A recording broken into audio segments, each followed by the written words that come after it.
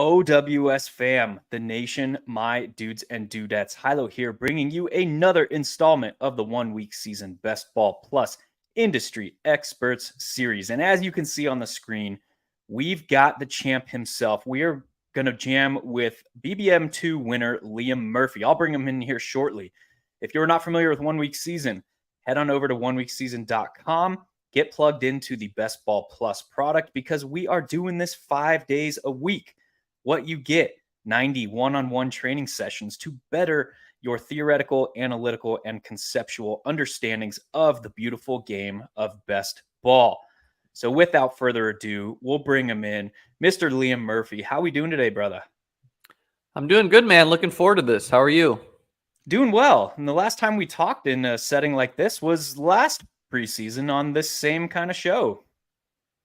Yeah, I had a great time last year chopping up with you and John, and looking forward to getting at it today. Yeah, dude, of course. And we'll preface this. I like to kind of just keep the transparency. I sent you probably the barest of bare show sheets because I really like to keep it fluid. So we're just going to get into it and kind of see where this conversation takes us today. Perfect with me. So we all know, Liam, you are the winner of the BBM2. You also had followed that success up with last season, the double ship on DK, the DK 555 and the DK, the High Roller 2120. I like to refer to you as the Sultan of Swag or the Vibe Master Flex. The reason for that is you are primarily this like vibe-based drafter, right? I mean, we see the pictures on Twitter with you out vibing in the nature, touching some grass and getting in some good solid drafts. Tell me a little bit about that process and kind of how you approach this beautiful game. Yeah, I mean, some of it's just a little bit of shot at the analytics crowd. Not, like I was an economics major, no stranger to stats or anything like this. I do think oftentimes a lot of historical fantasy football research can miss the mark for best ball. Yeah. Where it misses a lot of context or is misapplied to the current draft landscape.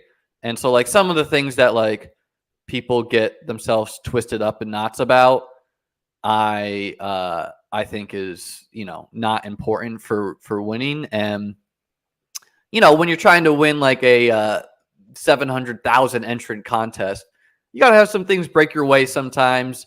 Yeah. And I just think like the draft landscape is wildly different each year. We miss, like some people will take something that happened in like the playoffs as if that is like that sample size is meaningful in any way. And sometimes you just got to go with your gut and just smash the highest drafted player and don't care about, the crowd think of what you think the plugged in people are thinking about. Right. Because like, if there's a lot of people, let's assume, I don't know, 15 to 20% of the player pool is on Twitter and plugged in, right? Like maybe that's generous. And let's just pretend that the winner is going to come from that group. Someone that is plugged in doing that, right? Like, and if that crowd thinks a certain way, I'm okay jumping ship and drafting with the casual crowd and just being like, I'm going to be able to do that the best. So like, if the casual crowd is like, Josh Allen goes burr, I'm taking him in the second round. And then everyone who's like grinding news all year is like, no, you can't take elite quarterback in the second because a running back could smash from that range. And, I can find a Justin Fields. It's like, okay, I'll show up with the elite quarterbacks with the casual crowd and just good luck you week 17 when you show up with Daniel Jones versus my Josh Allen or, my Jalen Hurts. So. I don't know. So I'm getting the sense that you kind of pay almost zero mind to things like week 17 advance rates, things that are extremely variant driven or don't have a lot of analytical and data behind them. What do you have any other examples of things that you kind of are just, first of all, is that accurate? And then do you have any other examples of things that are becoming more commonplace in the industry that you kind of just shrug off? Again, like a lot of like what worked last season. Yeah. I straight up don't care about because, an injury here or there or an elite tight end catches a touchdown here or there and everything is just like wildly different. I don't waste a lot of energy. I'm a forward thinking person. I'm trying to win this year. my time is in the streets, right? Like I put time drafting May till August the past couple of years. I watch football all year. So I know, like, I watch these games. I know what worked here and there. I don't think I have everything granular and written down or categorized like that. But when someone wants to cite something like, oh, you have, running backs drafted in X round historically have been the key to success. Therefore, you can't take a wide receiver. And it's like, okay, well, when you think back to BBM1, one wide receiver went in the first round. Yeah. One, right? Michael Thomas. The rest were running backs. RIP. And when you think about BBM4, for a time, like now it's like 3 running backs go in the first round. Yeah, with Bajan up there. But for like a time, it was like 2, right? And so it's just a way different landscape where the quarterbacks, like misapply, like applying previous research to the current draft landscape, I think like requires nuance. And it's like it's like, okay, so this running back dead zone of years past, where do you apply that? How do you think about it? Because now the opportunity cost for selecting these guys is a little bit lower, maybe with the wide receivers. And so I'm always just trying to think about like what is going to win this year. How am I going to do that in different ways? And I'm not spending a lot of time reviewing the past. And like, and I do think some of the past research is like hitting on things that I would used to do that was at a low clip. And so like that is that's a win for research. Right. And I do think it's good to research, but how you apply that is a skill. And some people are probably doing themselves a disservice because they're researching the past and they are not applying it correctly. Or maybe to a disservice to themselves. That's huge. And when you think about it through like a theoretical lens, what we're doing in fantasy football, pick your format. It could be anything. We're making basically leveraged hypothesis. We're making leveraged guesses. And we're doing that through monetary value and the way that we kind of build out our portfolio. So I like that idea of like not being tied to necessarily something that has been, and even when we say like it's been proven in the past, what does that mean? We have a sample size of 5, maybe, if you extend to the pre-underdog days. And that is an extremely small sample size. So while things like advance rate clearly matters, positional advance rate or like draft capital versus advance rate, that stuff matters because we can apply it in ways that the field is not. But specific things like the example I used earlier with being week 17 advance rate, that's just who performed well in weeks 15 and 16. Like, what does that tell me? That tells me next to nothing when you look at the grand scheme of things. So I like that thought process, and it's very applicable to kind of what we're trying to do here at 1 week season and train a decision-making process as opposed to draft this player in this round because of this value. Any like closing shots on kind of that train of thought? Yeah, I think even that, there's a big discussion there where I'm not an advance rate person. I'm not, I'm straight up not thinking often, like, how do I advance this team? I'm thinking like, how do I win? How do and how do I win first? And like, I think this requires nuance for what contest you're playing, but like take BBM4, it's $3 million to first, it's $30K to 10th. 30K, you're feeling like if you put $25 in, you get 30K.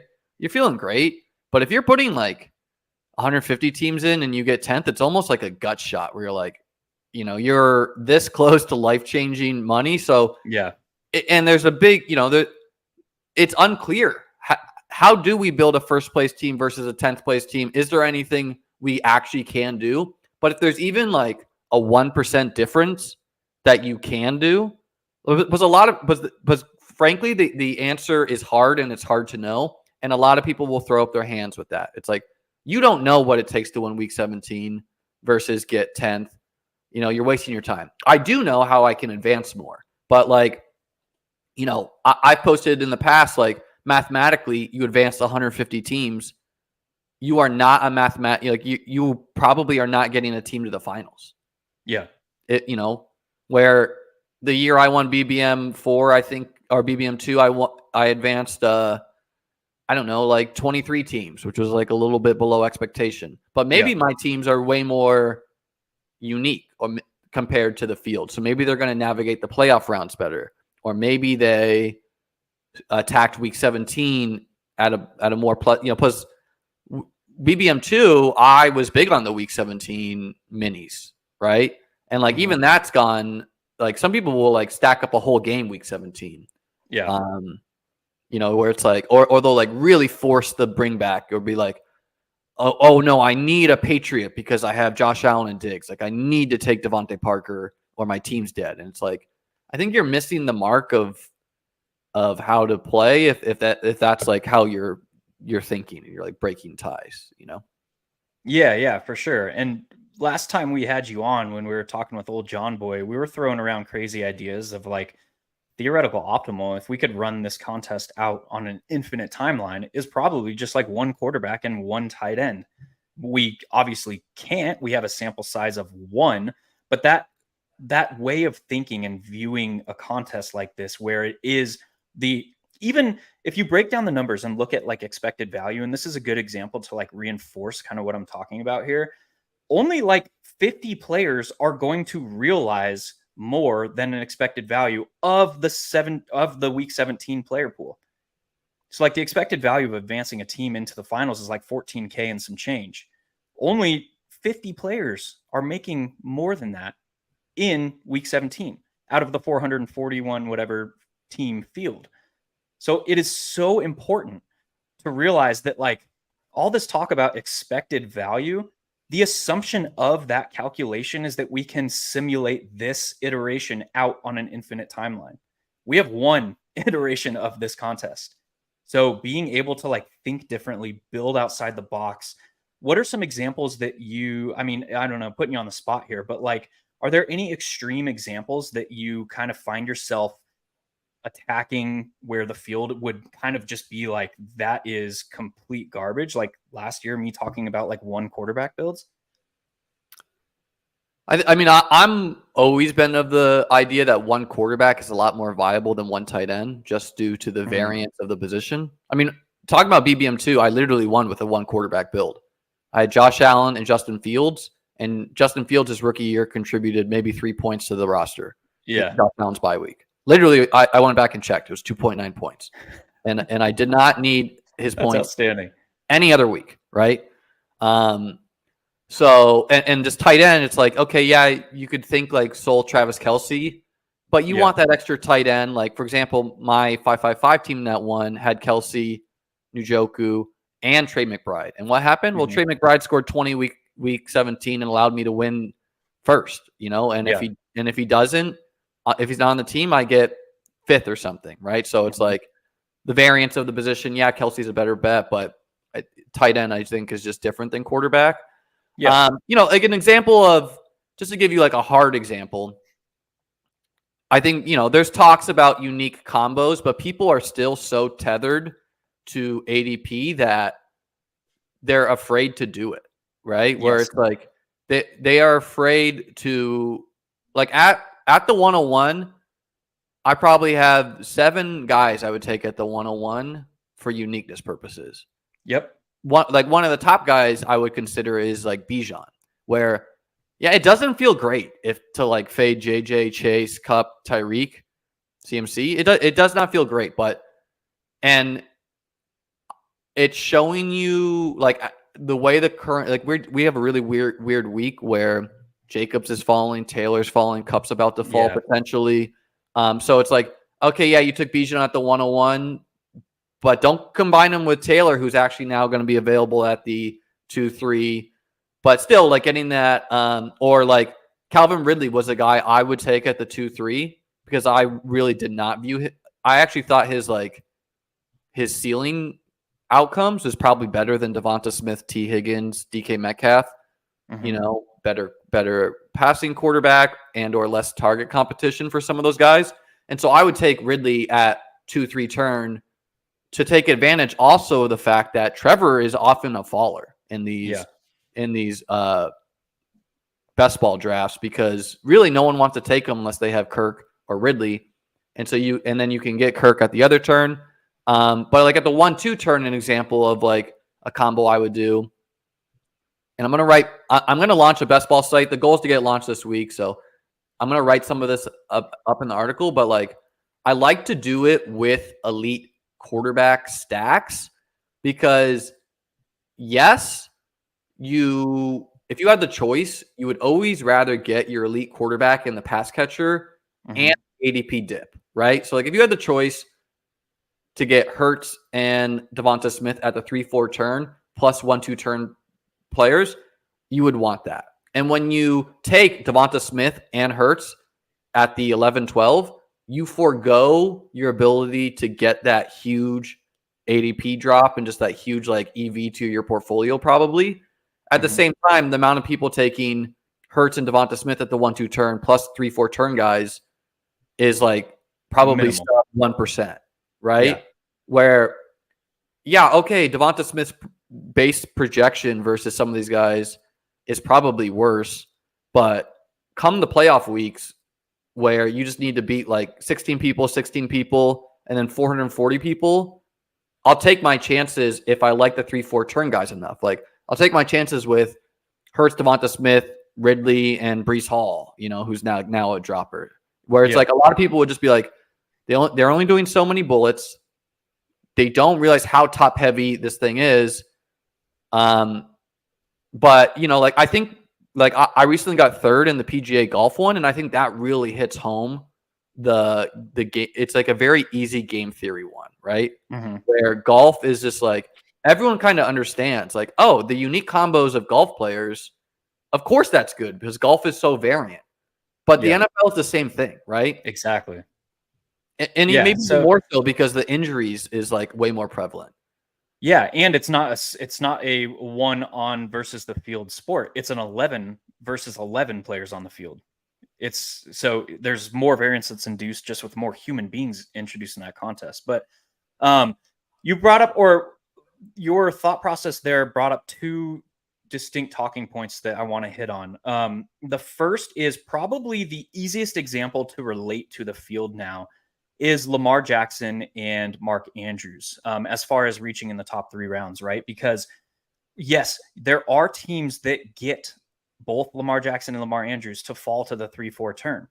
But if you take that one step further, every team that does that now has those players paired with a back half of the first round draft. So they're paired with CeeDee Lamb. They're paired with maybe Stephon Diggs, Austin Eckler, Bijan. Those are the pairings that are with those fallers. So you basically, your Tyreek Hills, your Cooper Kupps, your Justin Jeffersons, your Jamar Chases.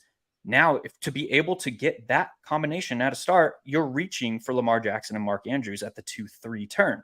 Save your thoughts on, we're not talking player takes. We can discuss Lamar Jackson and Mark Andrews in a different time. But theoretically and in practice, those are unique. Very, very few. It's at the 1-2. I would like Lamar and Andrews. Well. I would take one. I do think you should, or I think it would be smart to take him at the 1-2.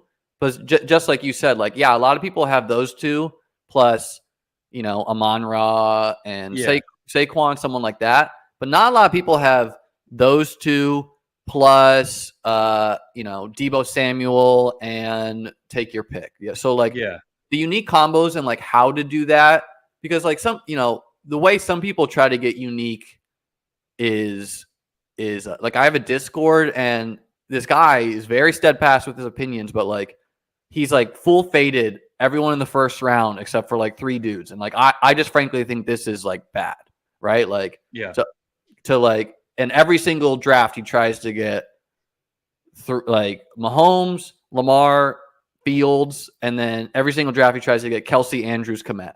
And while I think this is bad, I do think his win equity is higher than most people who like refuse to budge by ADP because of how unique his portfolio is. And like I think his player takes are pretty bad too, but I actually think he could win because it's like, okay, he could advance because he's lapping the field at quarterback and tight end in theory, right? Where it's like if if those are like, smashing for him and he does enough at running back wide out, he's in there.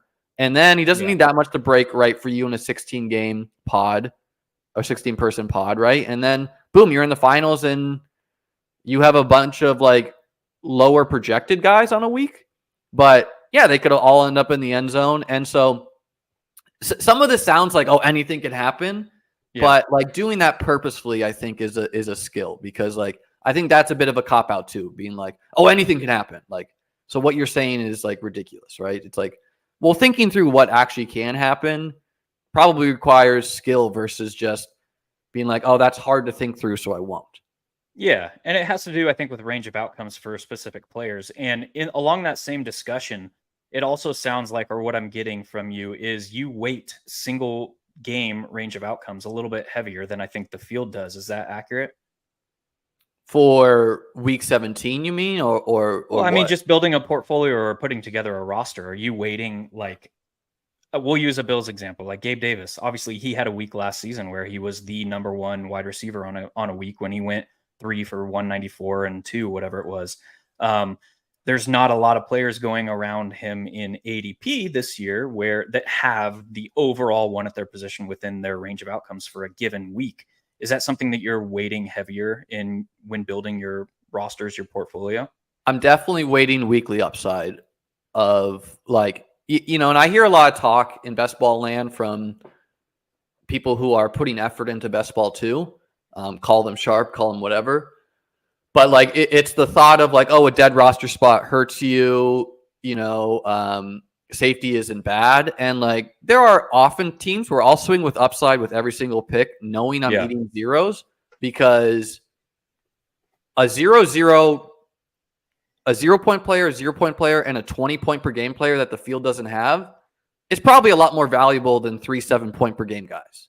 Yes. Just hitting on that 20-point per game guy, even though you have 2 zeros, like, yes, there's been some research advancement wise that in a given year that was studied. And again, players get injured in that year. You don't know like how to think through, how did that injury affect advancing for the whole market? Like, why was Josh Jacobs such a smash last year? It was not because he scored a lot of points. It was because he scored a lot of points and the other running backs failed.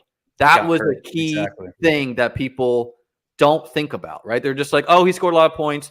But it's like, okay, but if JT also scores a lot of points, he's not having a 50% advance rate, right? Yeah. Like even Jefferson, like Jefferson scored a lot of points, but so did AJ Brown a pick late, a round later. Like there were guys who did arbitrage what he did. And so if you landed on an AJ Brown and not Jefferson, you're probably fine, right? But like Jacobs really smashed because of how bad the rest of the guys did, right? Or the top guys. And so, to be honest, I lost my point of what we were talking about.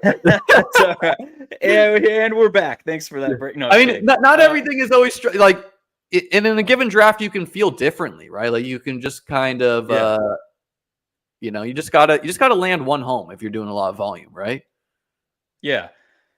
The kind of third thing that I pulled out of what we were talking about earlier, and I don't even like to call it like combinational or ownership, because that has this very DFS centric feel where we're only talking about a roster of 9 players and they're all contributing.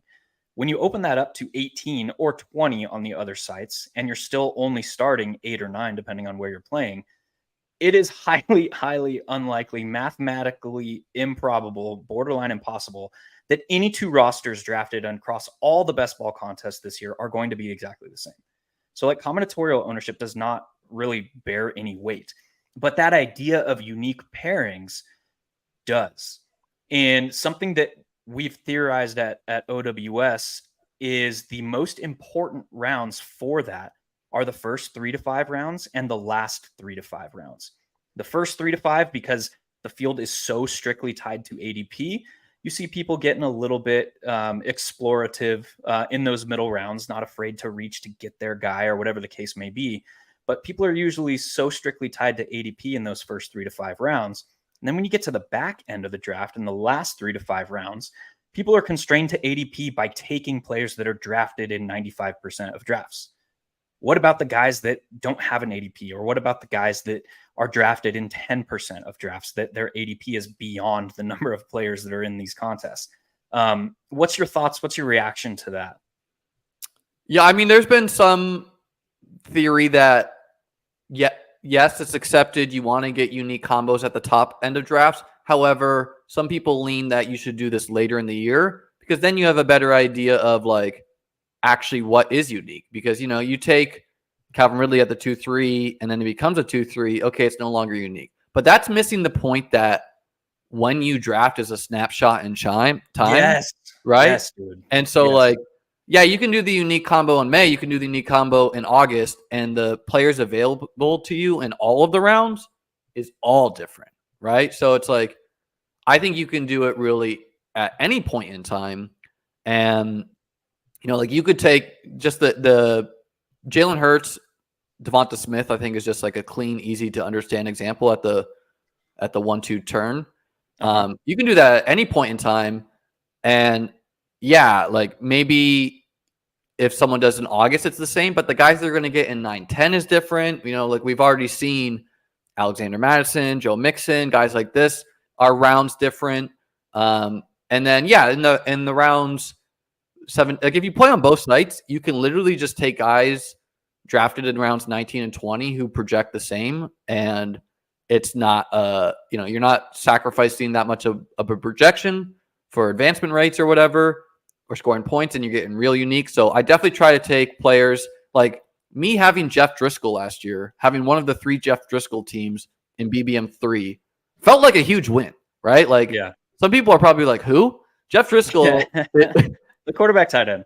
Yeah. He was Taysom Hill, but not Taysom Hill, right? So like me having that guy, it was a Kelsey, Taysom Hill, Jeff Driscoll team, actually. Oh, dang, double dip. I was like dreaming. I was like, this could win because it's like, having that guy that can smash and not be owned is just huge. And, you know, like I think of early drafts up until we have depth chart clarity. So we're still in early draft land, right? Like, yeah, we're getting a little bit more education with these training camps, but we still do not know a ton of teams' RB2s or, I mean, this is a unique year with the free agent running backs and then a lot of like guys of, you know, favor in the past years, like Javonte and Alvin Kamara are out there. Like there are so many, Michael Thomas is cheap. There's so many like high upside guys potentially that are cheap, and like how you approach them,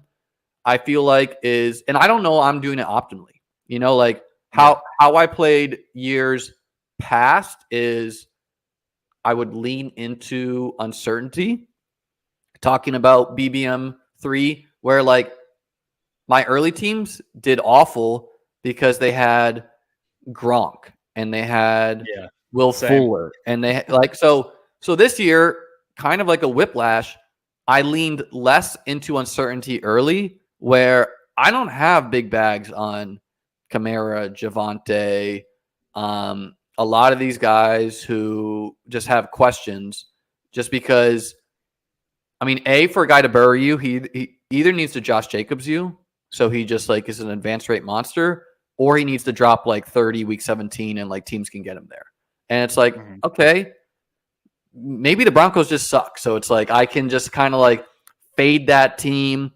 And I'm willing to change stances based on like news, right? Like loose opinions or opinions loosely held, right? Like I'm not just like burying my head in news, you know, like I draft some Trey Lance. And if it's like so clear he's not playing this year, I'll stop doing that. But I don't think an 18th round Trey Lance is killing any of my teams, right? Like I'm okay with a 0. And some people will like cite some research. Like Mike Looney's done a lot of great research, but I'm sorry, him having a chart that shows that like 3 extra zeros on your team is not moving the needle for how I draft. Yeah. I'll echo those sentiments completely.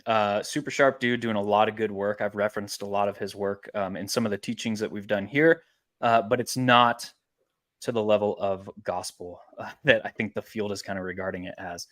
And I don't think you would say that either. I just think that there's like a hive mind of people that will listen to him and be like, they'll literally like cite that chart to me while I'm telling you, I'm like, look, I mean, I think I'm good at this. I don't care about that. And here's why. And they'll be like, nope, your EV of your team's a little bit worse. And the EV of your team is not how you win, right? Like that's just not, and like realizing your EV is hard for any of us. Like we're all going to lose in a super top heavy contest where, if you're only playing lotteries, right? Yeah. Something I did this season before jumping into kind of the theoretics and kind of the explorative hypothesis, we'll say, is break the draft cycle. I labeled the overall, like when the contest opens to when the contest closes, the draft cycle. That is when everyone can draft teams in these contests. I then broke that down into draft windows based on news cycles in the NFL season. So the first draft window was when the contest opened, right after the NFL draft, until when preseason camp starts, because that is just a barren wasteland of news. We don't know what's going on. When preseason camp started, now we get this massive influx of news, which shifts ADP all over the place. And then it's going to kind of taper off until we get to preseason games. So that is draft window 2 for me. And then draft window 3 is like once we start seeing players on the field, we start getting more information about coaching tendencies. We start getting more information about depth charts and that'll take us until the end of the contest or the start of the NFL season. So yeah, similar mindset that like those different snapshots in time, the ADPs are going to be vastly different. So when we talk about getting unique, the field tends to think of that as like, nobody else in this contest will have this player combination. It's like, no, that's not really what we're talking about. It's like at this point in time, very few people are doing this. I'm going to do that because at the rest of the 16 rounds that are in this draft are going to change with time. And so I'm not really concerned with what happens down the road. I'm drafting optimally for this point in time right now. And I think time, when you're talking about snapshots of time for it can be a news blurb too, right? So like in years past, like Best Ball Mania 2, there was a point in time where Devontae Adams was available at the 2-3 turn based on the Aaron Rodgers uncertainty. Yeah, it's right. So it's like yeah, so it's like it's a news blurb, right? Yeah. Or right now, a snapshot in time is the falling ADPs of potential. Like if Dalvin Cook signs with the Dolphins, you're not going to get Breece Hall in the 3rd anymore, right? Like yeah, that's not so it's like how the market faces uncertainty is and like we're in a big snapshot. So like each day can be a different snapshot, right? Like where it's like JT out for the year. Okay, now we're in a different snapshot in time. Like those teams are all tanked. He's no longer being selected. That does a lot to the market. Yeah, that's a very good way to visualize that kind of extreme example. So this summer, you took some time off in them best ball streets because you were in the lovely Las Vegas, Nevada, playing a rather robust World Series of Poker circuit. How you were gone for about 3 weeks, 2.5, 3 weeks, like a month. Like a month. When you came back, what did you see? What were your immediate reactions to kind of the ADP landscape? What were some players that you remember thinking like, oh, the field's got this one wrong right now? There was quite a bit. I thought I find myself siding with those early ADPs a little bit more, and being stubborn on it. Where like TJ Hawkinson was a 3-4 guy, 3-4 turn guy, so he was in the mix for, Debo and all those guys, and I still kind of view him above a bunch of the wide receivers who have moved above him. Mm-hmm. Still think he could smash. He's in the 5th now, right? He's fallen all the way to the 5th, right? But I'll still take him at the 3-4 sometimes, just because it's like, okay, well, no one's getting him in the 6-7, or the 5-6, So it's like I'm still unique that way. He's a guy who I was just kind of confused why he fell so much. I think it's like Jordan Addison love. It's the hype, on Addison. But it's like, okay, I can't remember every because by now it's been like a week or two. I've kind of like adjusted to the ADPs, but there definitely are players who I am just fading the current market and or like, I mean, I don't know, like what moves these markets can be as Dalton Kincaid fell, and I was just very my boy. I was very confused on that. Yeah. Because I was taking Kincaid when he was expensive, and then when he fell 2 rounds, I just started taking him every single time. Because it's like, no, the theory is still the same for me, still a big upside. I don't like, I guess an analyst or two said rookie tight ends don't do anything, and just like I don't know why. But like you give the market enough time and they're going to start just getting antsy and doing different things. Like I used to take Hollywood Brown where he goes now. So like I think that was a correction of the market the right way. Where so there's some players that moved up rightly, but there's a lot of players who I personally thought were ranked well at the beginning. Like I kind of thought the ADPs were the quarterbacks too. Like when you're talking underdog, when they're in the second, I thought they were correctly ranked there. They were. And I would draft them there. And so like I'm not passing on 3rd round Allen or Hurts ever. I know. Ever. And so it's like, okay, I don't in a contest where I'm trying to win $3 million, I'm okay sinking my whole portfolio into those 2 dudes, just trying to get a team to the finals and then saying, good luck you. Hopefully my quarterback scores 40 and yours doesn't, right? Like I get 40, you get 25. Let's see if I can make up the 15 points, you know? It puts stress on me to hit those guys that can make up the gap maybe. But at the same time, your guys can get injured. Your guys can get hurt. They can do nothing. We've seen many, many years where the 1st and 2nd round players are not needed to win, right? The year I won, you did not need a 1st and 2nd round guy to win.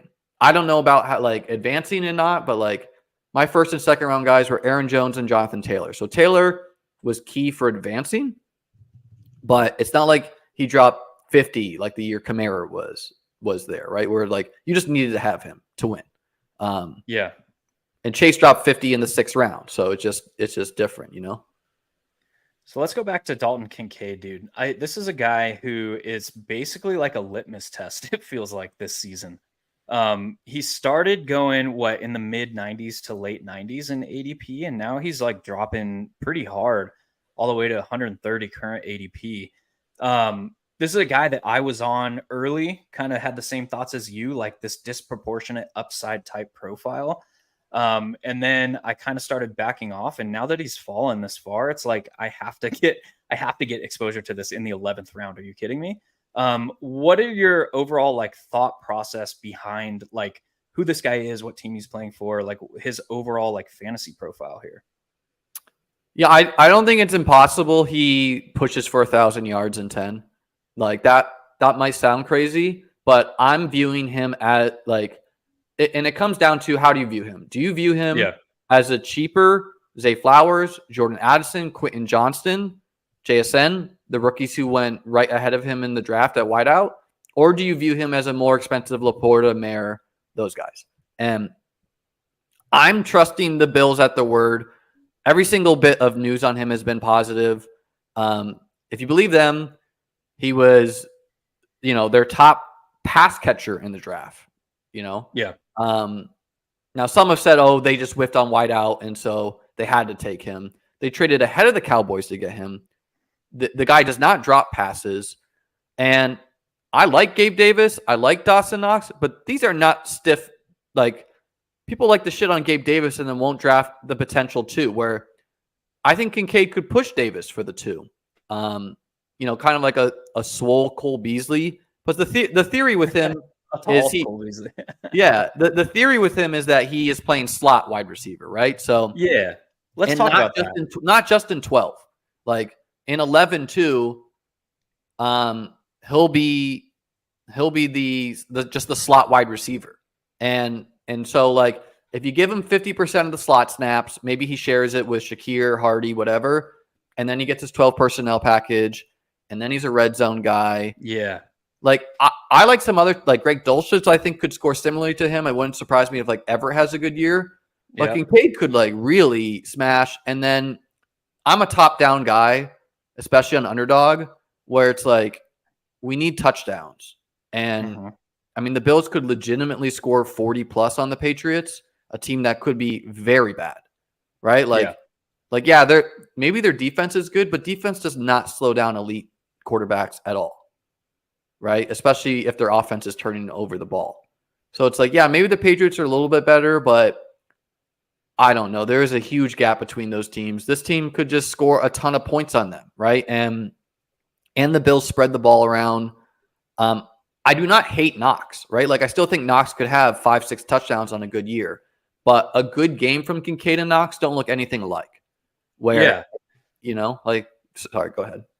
No. That's an interesting point too. The fact that if we are assuming Dalton Kincaid is, so say, look at it through the best case scenario. What is the best case scenario for Dalton Kincaid? That he is that 45, 50, 55% snap rate guy. He's playing slot snaps out of 11. He's playing slot snaps out of 12. If that is the case, what changes for Dawson Knox this season? Not a whole lot with the type of playing time and what he was doing in the past. So I've been kind of taking that to an extreme on some Josh Allen teams. I'll draft them both. Is that something you're looking to do as well? Yeah, I do it both, for sure. Because, you're only going to throw so many touchdowns in a given game. So just trying to ping pong those touchdowns in the playoff weeks could allow you to advance a lower owned guy. If the Bills O-line does struggle, their right tackle really struggled last year, Knox is going to chip a lot, block, and then, go out for those outlet passes and try to run up the field, whereas Kincaid is running routes probably. Yeah. And so their season smashes and their weekly smashes, a season smash for Knox is he sun runs touchdowns in the red zone. Yeah. Right. But a season smash for Kincaid is that he's a legitimate weapon, maybe even the two behind Diggs. And if Diggs goes down, I do think Kincaid has contingent upside. Others have said they don't think that, but I don't see how. I do not see Khalil Shakir upping to a 90% route guy. Just if Deontay Hardy, down, right? If Davis goes down, okay, maybe they give Justin Shorter a shot there, but. I mean, it's tough with the Bills because the buzz with James Cook is really good too. Damian, I draft as well just because he's got to be the red zone guy, right? Unless it's Latavius Murray. I'm a little bit worried there. I do not think it's clear that Shakir is the 3 at all. Concur. I think it's a legit 3-way battle between him, Hardy, and Sherfield, and I think the Bills have shown that they'll use them all. Yeah. I'd agree. The other interesting, the caveat with this whole discussion, taking both Dalton Kincaid and Dawson Knox on a Josh Allen build, is that who Josh Allen is and who the Buffalo Bills are. They are not the Philadelphia Eagles where they are going to rest their players for the entire fourth quarter, or they're going to take their foot off the gas, or their pass rate is going to suffer in the second half of blowouts. This is a team where Josh Allen is very much in line with the Tom Brady mentality. Every time I touch the football, I want to make something happen. I want to score points. I want to improve. I want to get better. So it's very, very interesting that we're both kind of aligned in that, it's okay to attack a team like that has those tendencies in ways that the field is not. I think also looking at their schedule, now they have potentially, now they don't get the last game against the Dolphins because that's the week, that's the week that doesn't count. But yeah. The Dolphins and Jets are presumably good. So we're not, you're not going to be able to take the fourth quarter off. You're going to have to score. They get games against the Chargers, the Chiefs, the Cowboys, the Eagles, the Bengals, the Jaguars, the Giants, right? These are teams I could see being legitimately good and the Bills needing to score against. And then, do they want to run the score up on the Patriots week 17? Absolutely, right? Probably, yeah. Yeah. Is that game in Buffalo? I can't remember. At home, yeah. Of course they do. So it's okay, if it's 50 mile per hour wind, which we saw that one time, and even in that game, Josh was throwing the ball. He just had some near misses. Okay, that's a bad weather break, but I'm not worried about some snow. They want to score. They get the Cowboys and the Chargers the other 2 weeks. the Chargers we know are going to be super pace up, so like there's angles like that you can attack on good teams. And I try to keep shit simple, man. Like I'm not getting too granular, like grinding routes of wideouts and everything like that. And maybe I'm missing here and there on some like individual prospects, but it's like Eagles score points, Bills score points, like points like, good. yeah, like okay, I'm gonna miss out on the 600-yard season from Devontae Parker. Like, big deal. That brings up an interesting discussion point, and it kind of revolves around these Browns and their Week 17 game, which is against the Jets. We know the Jets, who they are defensive identity-wise. We know it's the Thursday night football game in Week 17, and I've seen a lot. Exactly. So I've seen a lot of discussions, and I've been called names about the fact that I have reached in the first 5 rounds to create a Browns Jets stack. Like, dude, don't you realize that's the Thursday night football game? And haven't you seen that the weather 4 months from now is supposed to be shit in New York? It's like, dude, what? What are your thoughts on that? Like, do you prescribe to any of that shit? So there is a little bit to be said that Thursday night games can be lower scoring due to the short rest for the players. Mm-hmm. But it's probably overblown because also the NFL historically has put the worst teams on Thursday night football. Yeah. Like very rarely do occasionally we get like a Chargers Chiefs game, but usually it was like the Chad Henne Jags versus like, the whoever Titans. It was just like a lot of bad teams. It was like the Jack Wilson Jets versus the Baker Mayfield Browns. It was just like a lot of bad offenses. So I don't know how much about that. I will stack any Week 17 game. Again, the game could be flexed out. It's not like my favorite game personally to attack, but could definitely see both players, like players going off. And like, I don't know. Sauce Gardner is the only shutdown corner. I didn't think they existed anymore in today's NFL, but I mean, he shut down Chase. He shut down a lot of top guys. So that, is Amari Cooper being shut down if he's playing? I don't know. It's getting a little thin, but I will attack. That's a thin edge that if that happens, maybe DPJ is the guy catching a 80-yard bomb. Because Cooper's locked up. Even Elijah Moore, same. The Browns are hard, man, because it's like Deshaun is either awful or a great value. It's very polarizing. Yeah. And it's like even if he's because last year I thought something I've changed my tune to is I thought the gap between the elite teams and the good teams was really big. But guys like Goff and Geno, we saw, these are good quarterbacks that supported good, very good fantasy offenses, right? Mm-hmm. Many weapons. And so even if Deshaun is a 23-point per game guy, if Goff's a 20-point guy, if Geno is, if Richardson a round later is, if Daniel Jones is, it's maybe he is quarterback 5, but the gap between quarterback 5 and quarterback 11 could be 2 points, where they have a similar amount of spike week. So it's a weird changing of the guard where there's a lot of good quarterback play in the NFL. There's also a lot of bad quarterback play in the NFL. But when one of your worst quarterback, name your 3 worst quarterbacks. They're better than years past. This is not the age of Trent Edwards. This is not the age of Matt Ryan. Matt Ryan was one of the worst. No optimism about him last year, right? Okay, Zach Wilson was bad, but we had optimism because he was a 2nd-round pick. The rookies could be bad, but they could be good, right? Yeah, maybe Desmond Ridder. even him. I'm afraid of him. I don't draft a lot, but is it going to be shocking to me if he can get things going on the back of Bijan and then just run hot on touchdowns with London and Pitts, 2 weapons we know are good?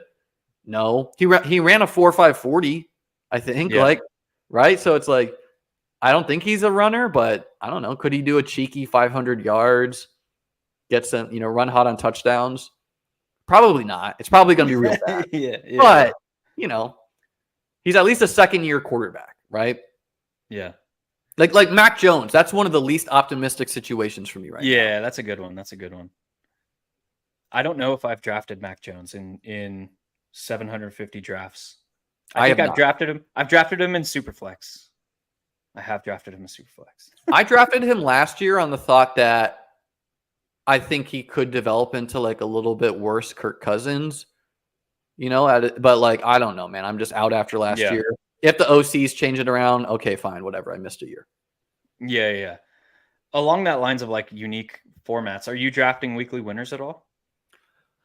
I have only done one, but I had really fun doing it where I might get 150 down because I really think it's a unique, fun thing that it doesn't take a lot to build a plus EV team, and a lot of people are probably not attacking the format as best you should. So I had a fun time doing it. What are some initial takeaways that you think from that format? I mean, if I could just lock in teams with like Solo, Mahomes, Allen, and then add it like on all my Joe Burrow teams, I'm drafting guys like Charlie Jones and Andre Isivizits, whatever. That guy. I'm drafting these guys that the field is not, because it really only requires a week or two of them scoring a touchdown and the rest of the field not doing so hot. Or like on all my Josh Allen teams, I want Deontay Hardy and Sherfield, and all my Mahomes teams. Like now these guys are getting drafted a lot, but like Justin Ross and guys like that. Yeah. Just attacking it's an even better bet than BBM4, where BBM4, you kind of need these low-owned guys to hit in a playoff week or week 17. Yeah. You just need them to hit 1 week, Yeah.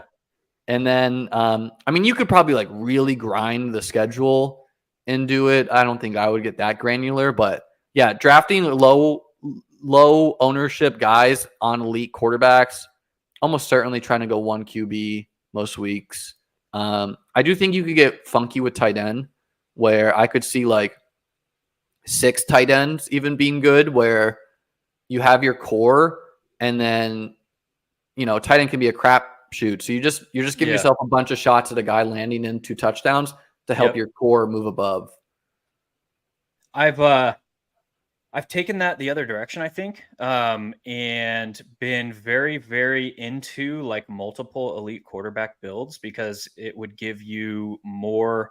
If you're drafting 1 elite quarterback on a roster, which I think is the prevailing trend from the field, you are basically turning a 17-week contest into a 2 or 3 week contest, maybe something around those lines. So being able to get further exposure, but not sacrificing that unique aspect. And it's very, very nuanced way to build, because typically the general idea is by only taking that 1 quarterback, you get those additional shots on those random, like Andre guy. But if you are not sacrificing that while you're building 2 quarterbacks, or like 2 elite quarterbacks, or these different funky ways, I think it can be done profitably and give you more outs per roster to hit the nuts on a given week. I definitely agree. I mean, like I've done 1, so I wouldn't say I have hard, fast theories, and I don't know. And again, I have 1. I don't know where all the quarterbacks go, but like using BBM4 ADP, I could see myself rolling out like a Allen Hurts team or an Allen Burrow team. Yeah. And then all you need to do is the 2-3 turn players to fail the given weeks that the quarterbacks go off. But it kind of comes down to like, are you trying to win 1 week, or are you trying to give what's your goal when you're playing weekly winners? Yeah. For me, is that a question? Yeah, it is a question. What's your goal? Is your goal to win 1 week? Is it to build a plus EV team? Was it like, it's if I was playing, I think my goal would be to give myself a shot to win 1 week. That's the goal. You want to win 1 week. But you could cost yourself the week you could win with that mentality. By saying I'm having 2 quarterbacks or 2 elite quarterbacks? And I'm not saying you. I'm saying by trying to build to win 1 week and getting too granular with it. Like if I take Andre Isovivas over Darius Slayton, Yeah. I think I might be giving myself a chance to win a week, but maybe actually I did need the safe guy who's going to probably give me at least like two spike weeks and I would have won. Right. So it's like, it's not a contest I've spent a ton of time thinking about just because it's so unique and the prizes aren't huge, but I could see myself 150ing it late just to give myself that sweat. And I mean, it's fun. Like I had fun doing it. It's fun. Yeah, for sure. And I think if you build a portfolio, I think I would want to be on the extremes. So like an entire portfolio, I think, of like single quarterback builds where you are like specifically targeting that offense, or an entire portfolio of 2 and 3 quarterback builds, building uniquely in that aspect. And that's kind of where I've taken it. As far, I'm only 26 drafts in, but I will max it as well. And I think you just need to be very, very specific about like how you're attacking it and hammer that. I don't think you can do both because you're basically just making bets against yourself at that point. Yeah, but you can draft like you're right in any given draft, right? Like, and you can hedge yourself a little bit. But I don't know. Like, I don't have a full-fledged theory for weekly winners. I think it is a fun thought exercise, though. Dude, we blew through that hour, so we are already up on an hour. But before we get out of here, please, you mentioned earlier that you're hoping to launch a website here in the next week. We're recording this on Wednesday. It's going to be released on Friday. So if you want to throw out that domain URL, or just follow me on Twitter at @Liam. My YouTube, Liam Murphy on YouTube. I do a lot of best ball streams, best ball content, and hopefully I'm launched by Friday. That would be sick. If I launch by Monday, I'll take that as a win too. It is what it is, man. We ain't trying to stress. Dude, thank you again for jumping on. Again, if you don't know who Chess Liam is, Liam Murphy, go give him a follow at Chess Liam. Winner of the BBM2, shipped an additional 300,000 last year over on DK. One of the more forward-thinking minds in them streets. So give him a follow. Go check out his YouTube. And we're looking forward to big things with the website, man. Thank you. Appreciate having on. Always like talking with you, man. Yeah, likewise, dude. That is going to do it for us for today. Again, this was the Industry Experts series in the 1 week season Best Ball Plus product. Head on over to oneweekseason.com. Get signed up for Best Ball Plus at now a reduced rate, $149. Gets you access to 90 one-on-one coaching sessions in this audiovisual format. If you were basically paying for a personal coach in them streets, that would basically be effectively 2 sessions. So you're getting 90 for the price of 2. Head on over to oneweekseason.com. Get signed up for Best Ball Plus.